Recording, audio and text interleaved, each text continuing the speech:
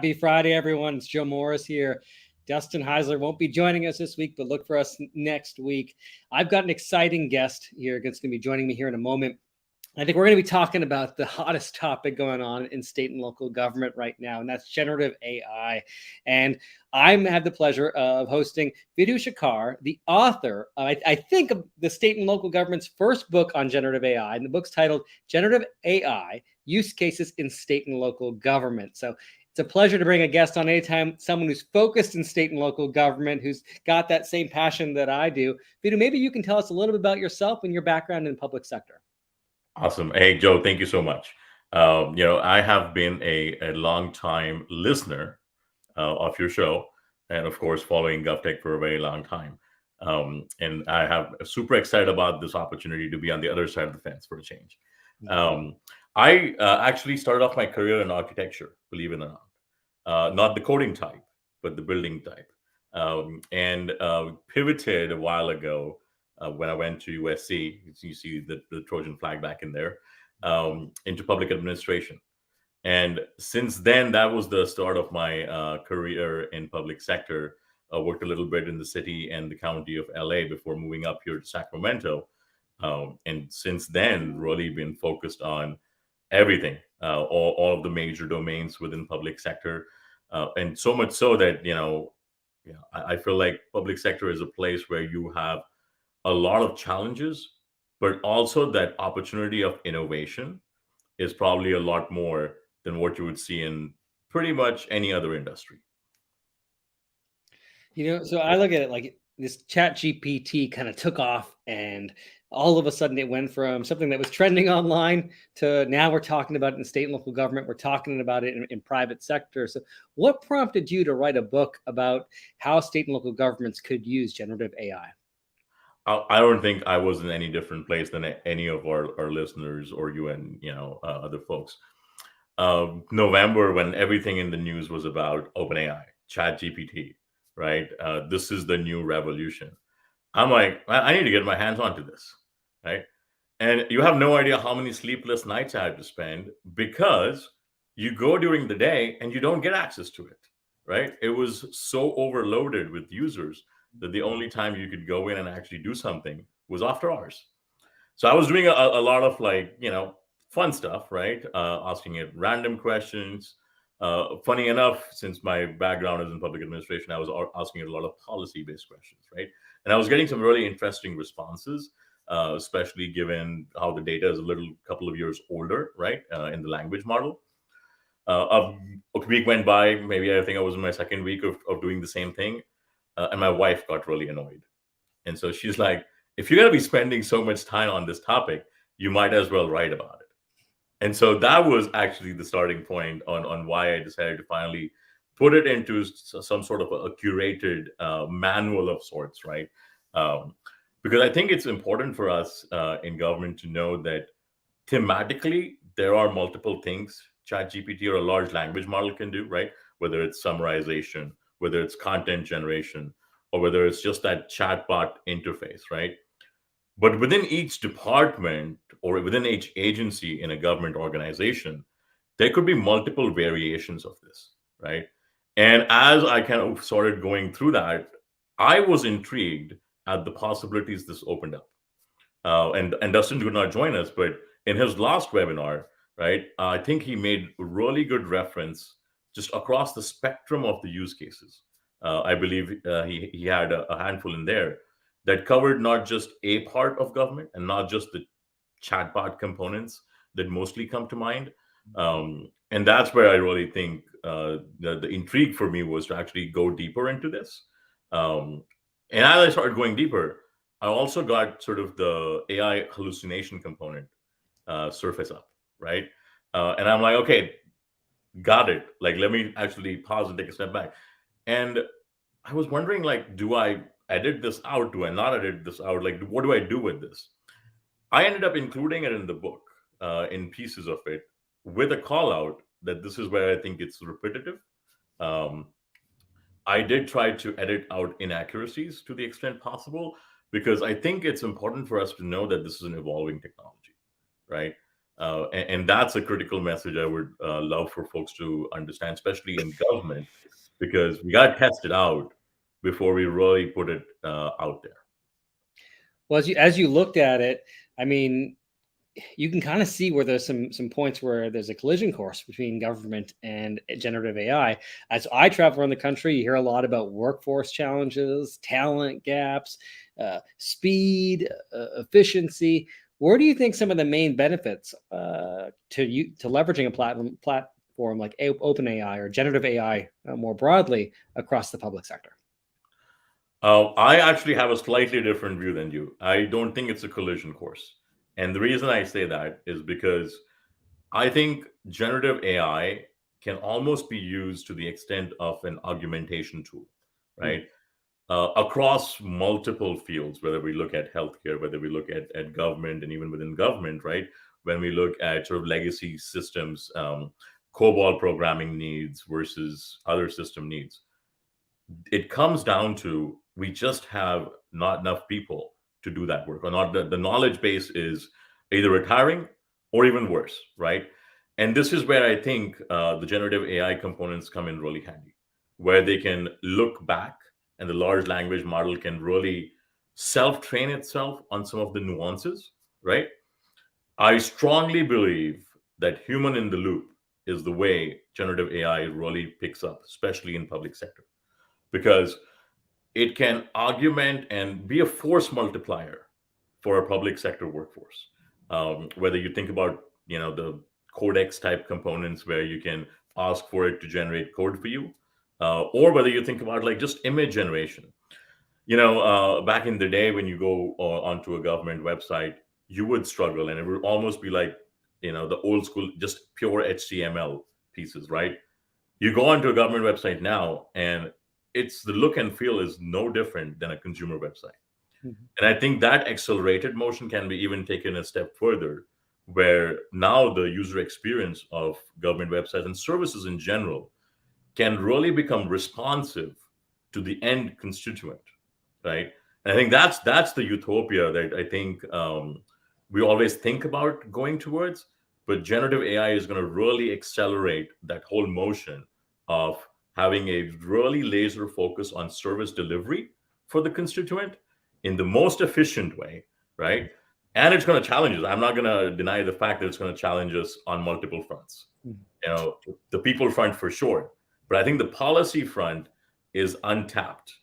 And being a policymaker in today's day is going to be especially challenging, because you see the advantage generative AI can bring, Mhm. but also the notions that it has to be, one, responsible across the board, ethical, right? There should be equity across the board.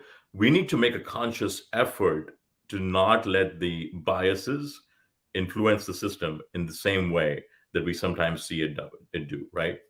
So I think it's a loaded path ahead of us, but I think I am optimistic about it. Well, I share some of that optimism.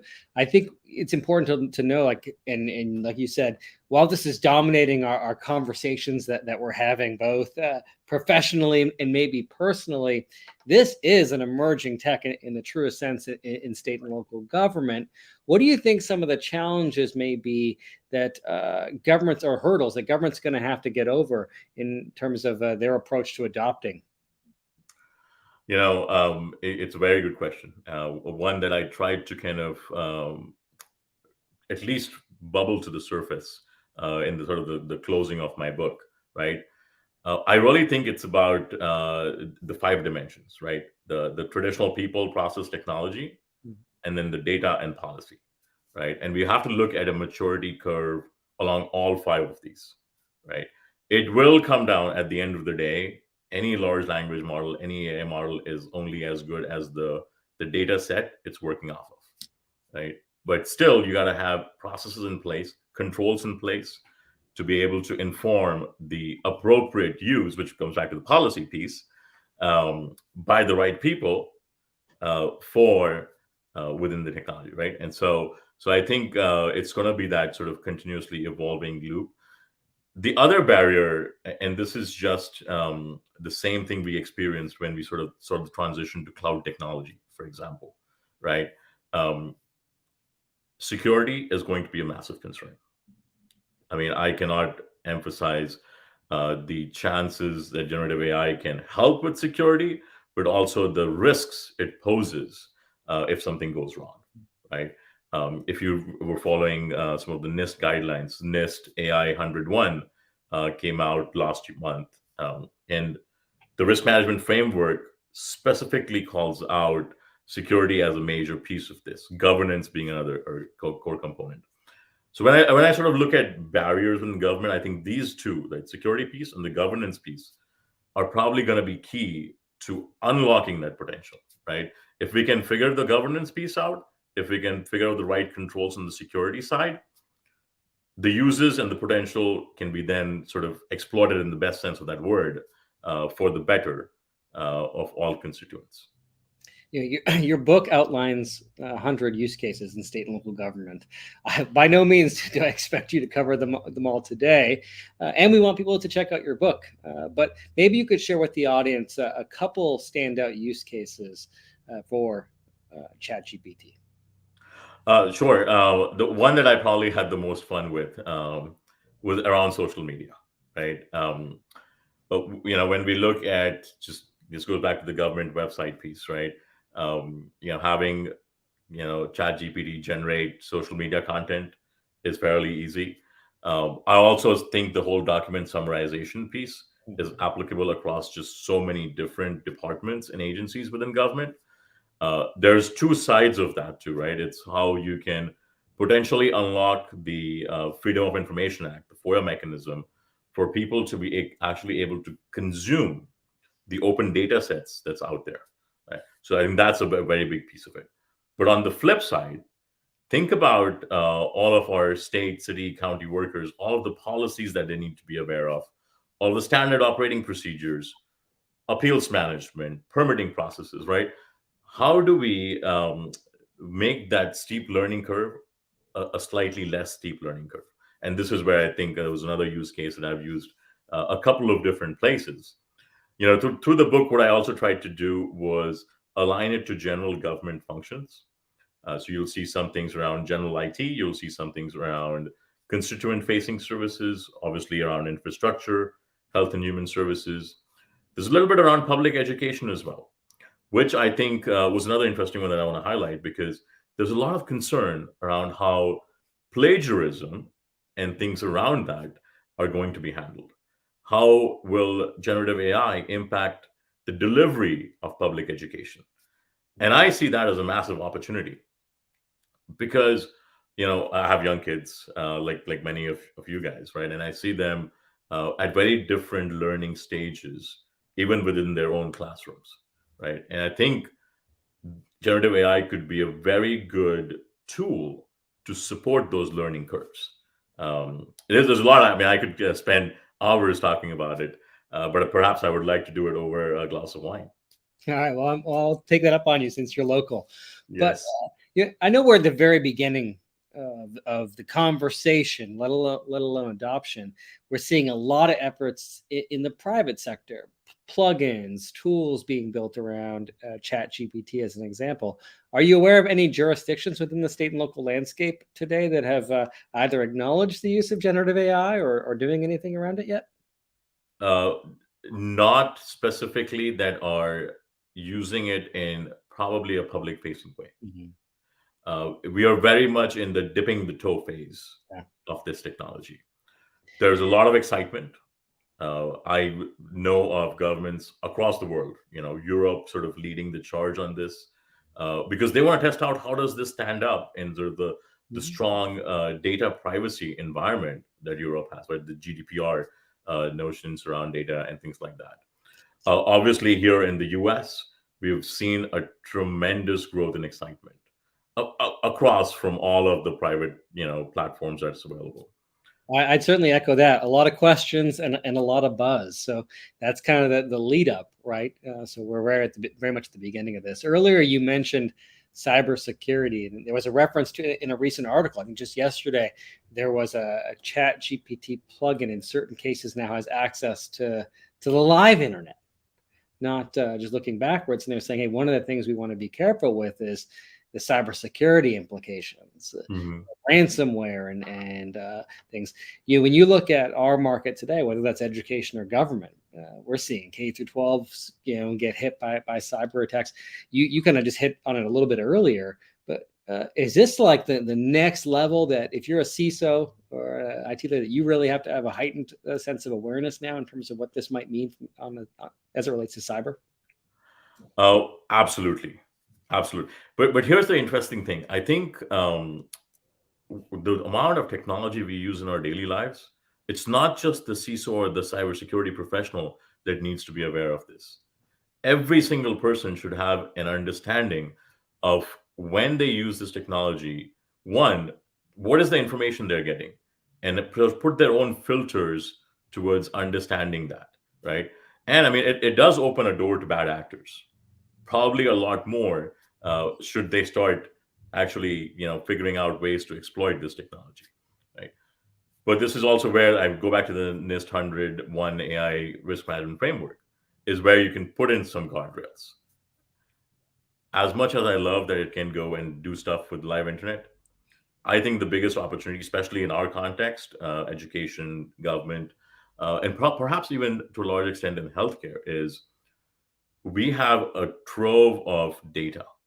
How do we shift through all of it in sort of a way that we can get those insights bubble up to us to then take action, right? And I think it's the taking action part that I think still requires a human. I think that's where the thinking is, and that's where people are highlighting that hey, don't let the AI do all of it. Make sure you have sort of that human in the loop concept along the way. I love that force multiplier aspect that we were talking about earlier, right? And I think that resonates with where we see our audience or what we see in our research data. You look at the CIO priority list, you see automation, you see workforce, you see these things kind of now elevating and moving up that priority list. And your book outlines a number of tasks where government is already leveraging automation to perform. Some of them great, others where we've had challenging time, be that maybe a frustrating experience with a chat bot or a IVR system where we're pushing the buttons but not getting to where we want, and then we Right. want that human intervention. We just want to talk to a real person. Do you think generative AI is going to help in terms of changing the public perception of dealing with an automated system with government? Uh, I believe so, right? Without being sort of the social psychologist or anthropologist on this, but here's where I see the maturity curve, right? Things that we thought were sort of more the cognitive, reactionary AI pieces, as you mentioned. IVR is a very good one where you kind of build out the flow. If this button, then this button. If you hear this prompt, then you respond to this, and it's limited. That language model is very limited. This is where the large language models just blow it out of the water. I mean, when you think about GPT-3, I believe it was like 175 billion um, transactions, or the reference point for that. GPT-4 is essentially 150 trillion. Now, don't quote me on the actual 150, it might be slightly more. But we went from billions of data points to like trillions of data points, right? That's where it unlocks the potential of sentiment analysis, being able to not have the first in, first out, which is partially the frustration we face in most data centers or most call centers, right? You got call in and you're like, well, this person's busy. You are 15 in the line, right? It can start understanding the sentiment and maybe dynamically shift it, right? It can also start understanding sentiment while you're on a call, expressing your frustration with an internet provider, which I'm sure all of us have expressed that frustration, and I use that information to then highlight an appropriate response. So I think that'll be there. The other big piece is the non-call center piece. How quickly can you actually find the answer without having to get on the phone? And I think that's the other piece that I think will help just general citizens like you and I get more comfortable with the notion of this is actually being helpful and not yet another guardrail before I can talk to a real person. You're right. I think we just want answers, right, in the quickest and simplest way. So I think you're right. If people get them, however they get them, the satisfaction will go up. Very big reason, major search engine names became verbs, right? We don't say we're going to go search the internet. We usually just say, hey, let's go Bing it or let's go Google it. Yeah. Yep.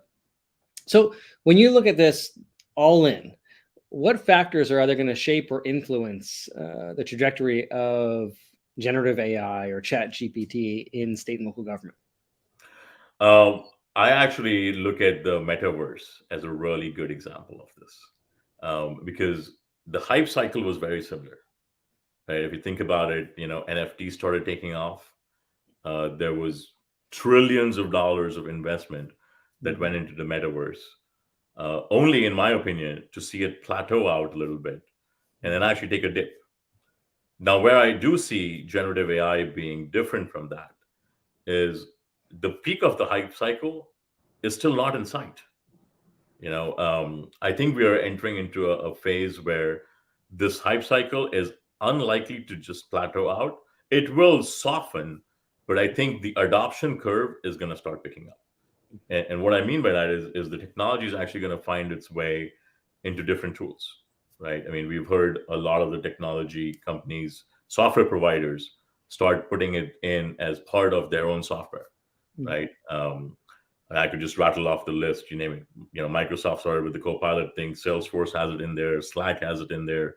Google's Bard got launched yesterday. They have other plans as well. And so this adoption into the core technologies that we use is going to really help push this forward. The second piece is going to be the hardware side of it, and not just the software side of it. Is there's a lot of computational power required to really exploit all the generative AI components, right? And I think this is where the Intels, the NVIDIAs of the world, all of the semiconductor companies will start seeing a lot bigger play. And then I think the downstream impact of that is going to be, how we respond to certain things, situational awareness, scenario planning, all of those will now become much easier. And so, it kind of brings me back to another use case around when we think about starting to do multiple versions of a plan and doing that stuff, it's going to become a prompt rather than us trying to like code it out and say, hey, here's this long code, run it through. The wave to me feels very similar to the adoption wave, or has the potential to be very similar to what we saw with cloud in the public sector or mobility in the public sector, where if you see it and there's people that start to do it and then you don't really fully grasp that the full transformative nature of it until you get to a certain point, but it feels like it has that same transformative potential. Absolutely. I don't think generative AI is going to be the EV1. Yeah. I think generative AI is going to be the equivalent of a Tesla. Yep. So now, admittedly, and I think we both probably are geared a little bit this way in terms of this like rational optimism, but in terms of this technology and certainly the state and local government market. But are there any programs or areas where maybe something like ChatGPT you wouldn't recommend people use it for? There's a lot. There's a lot.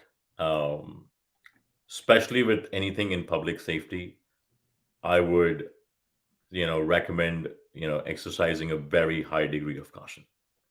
It's very easy for the AI model to pick up on the biases on the internet and build it in, right? And I think public safety is one of those places where we got to be extremely, extremely cautious. I think it's the same thing with healthcare as well as like human services in general, because that's an area where I don't think the AI can take out the bias by itself. Right? It could also enhance the equity gaps, sort of inherently due to that. And so those are the few places where I'm going to definitely recommend our listeners to exercise a lot of caution. And again, I mean, I keep going back to the NIST folks because they put together a very good cross section of experts across multiple agencies and industries. Um, and their risk management framework was, hey, be careful. Like, don't be scared of this, but be very cautious. It's like when you get onto a very high powered motorcycle, you better put on all that protective gear because you're going to fall. It's just a matter of when. That's very sound advice. So where can our audience go to keep up to speed with you and what you're doing and to purchase your book? Oh, probably the best place is LinkedIn if you want to keep up with me. My professional work, one, making travel a lot, which I really like, and I interact with governments across the country, and so would love for folks to follow me, connect with me on LinkedIn. With the book, it's on Amazon. I kind of went the self-publishing route. It's available both in a hard copy version and a Kindle version. Please feel free to order it. You'll be contributing to my kids' college fund, and if they don't use it, it's probably going to be used for my next toy. Which, in all likelihood, I'm actually going to look at buying a hardware development kit around generative AI, and so it's going to be a fun little thing like that. Well, very cool. And we appreciate you coming on and joining us on In Case You Missed It. We'll make sure we drop a link to your book in the show notes on government technology. And until then, I hope everyone has a wonderful weekend. Joe, thank you so much for having, and say hi to Dustin for me. Will do.